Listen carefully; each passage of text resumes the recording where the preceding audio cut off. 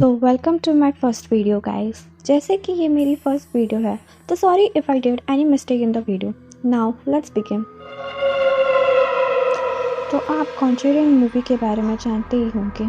तो वो movie real life incident पे बेस्ड है, कॉन्जरिंग हाउस। तो ये कॉन्जरिंग हाउस लोकेटेड है यूएसए के रॉड आइलैंड में। लोगों का कहना है कि यहाँ पे बहुत सारे स्पिरिट्स रहते हैं। Let's move into the story. ये कहानी स्टार्ट होती है 1971 में, जब पैरन फैमिली कॉन्जरिंग हाउस में शिफ्ट होते हैं। तो पहले हम पैरन फैमिली के बारे में जान लेते हैं। घर का मुखिया रॉगर पैरन और उनकी वाइफ कैरोलिन पैरन रहा करते थे और उनके 5 बेटियां थीं। जब पैरन फैमिली वहाँ पे शिफ्ट हुई तो स्टार्टिंग में उनको कुछ फील नहीं होता था, बट बाद में उन्हें ऐसा लगने लगा कि वो घर हॉन्टेड है। अगर पैरन और उनकी वाइफ का कहना है वो आत्माएं बस उनके बच्चों को दिखाई देती हैं और कभी कभी उनसे बात भी करती हैं। लेकिन कुछ ही दिनों में यहाँ की परिस्थिति ने अजीब मोड़ ले लिया। रॉगर और उसकी फैमिली में डेली अजीब घटनाएं घटने लगी, जैसे कि रात में अजीब सी आवाज़ें आती थीं, सामान का जगह बदल आना, यहाँ तक कि कहीं बार बच्चों की बेड हवा में तैरने लगती थी। सारी हरकतों की वजह से यह फैमिली काफ़ी डर गई। उस घर में रात को आत्माओं का बसेरा था। ख़ास तौर से बच्चों की आत्माएं उन्हें रात में सोने नहीं देती थीं।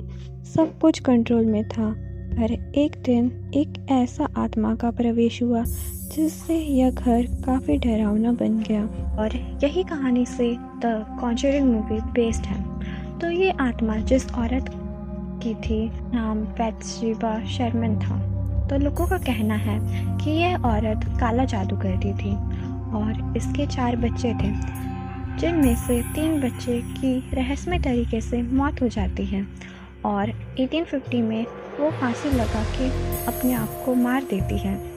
उसने ऐसा क्यों किया यह कोई नहीं जानता। बैथशेबा की आत्मा बच्चों की माँ कैरोलिन को अपना शिकार बनाया और उसे बहुत चोट भी पहुंचाने लगी। एक बार ऐसा भी समय आया कि रात को बैथशेबा शैतानी आवाज़ में कैरोलिन को जाने के लिए बोली और ऐसे करते वक्त वो ठीक कैरोलिन के ऊपर बैठी थी। इस फैमिली के द्वारा बताया गया है कि यह आत्मा बहुत डरावनी थी। इसका गर्दन लटका हुआ था। कैरोलिन बता रही थी कई बार बैथशेबा किसी नुकीली चीज़ से उसे चुभाती थी और कई बार उसके बिस्तर को हवा में उड़ाती थी। ऐसा कुछ दिनों तक चलता रहा, फिर अचानक से ये होना बंद हो गया। बैथशेबा अब उसके शरीर में काबू करने का कोशिश करती है और वो कर भी लेती है। सब घटना से परेशान होकर रॉगर ने एडवर्ड और लॉरेन को बुलाया, जो उन दिनों में काफ़ी फेमस पैरानॉर्मल इन्वेस्टिगेटर थे। जैसे ही एड और लॉरेन उस घर में प्रवेश किया, उसे असाधारण शक्तियों का एहसास हुआ। लॉरेन और एडवर्ड को यह पता लगाने में देरी नहीं लगी कि कैरोलिन का शरीर किसी शैतानी आत्मा के कब्जे में है। उन्होंने तय किया कि वो पूरे घर को इन्वेस्टिगेट करेंगे और आत्माओं को दूर भगाएंगे, पर यह उन पे ही भारी पड़ गया। ऐसा करने से आत्माएं उन पर ही चिढ़ गई और सामानों को इधर उधर पटकने लगी।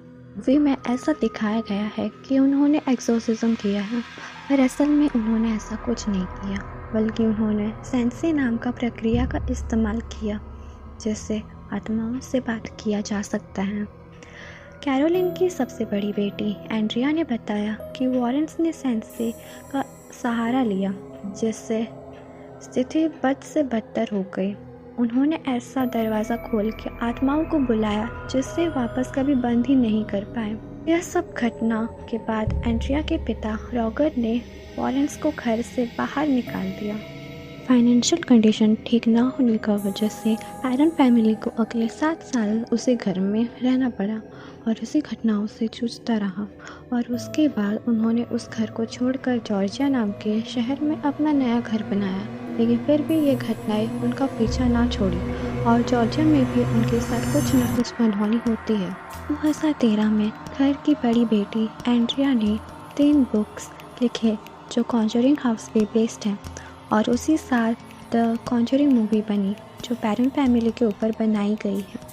जिसे काफ़ी लोगों ने पसंद किया। गाइस, आज की इस वीडियो को हम यही ख़त्म करते हैं। मुझे उम्मीद है कि आपको ये वीडियो पसंद आई होगी। अगर आई है तो लाइक, शेयर, कमेंट और सब्सक्राइब करना मत भूलिएगा। Thank you.